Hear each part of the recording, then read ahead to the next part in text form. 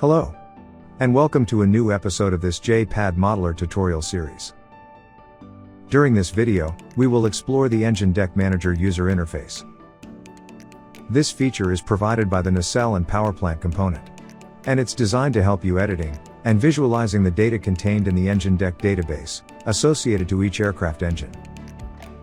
Starting from the global data section of the nacelle and powerplant component, you can access the Engine Deck Manager by clicking on the Details button next to the database element. Beware that you can access the Engine Deck Manager only if the selected engine database is related to the correct engine type. Thus, you are not allowed to open a turboprop engine database, in case you are dealing with a turbofan engine. Now let's open the Engine Deck Manager and see how to use it. The left part of the user interface is a visual representation of the Excel file related to the engine database.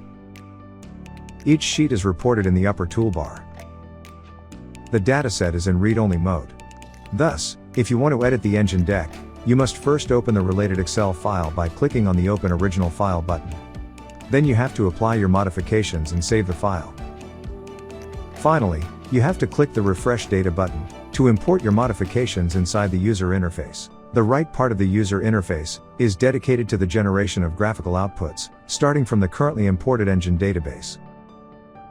You can dynamically build up a chart by following the next steps. Step 1. Select an independent variable for the x-axis from one of the listed parameters. Step 2. Select a chart parameter from one of the listed parameters. Mind that, of course, you cannot use the same parameter at the same time for both the independent variable and the parameter variable. Step 3. Select an engine rating, using the related drop-down menu. Step 4. Select the output that you want to plot on the y-axis, using the related drop-down menu. Step 5. Assign a fixed value for both the two remaining parameters, neither used as independent variable or parameter.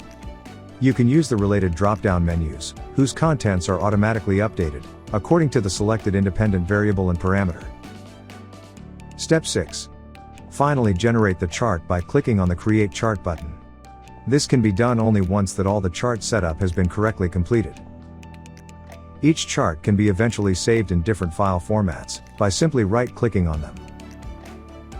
The next video will be focused on the landing gears component of the JPAD aircraft. So, see you there.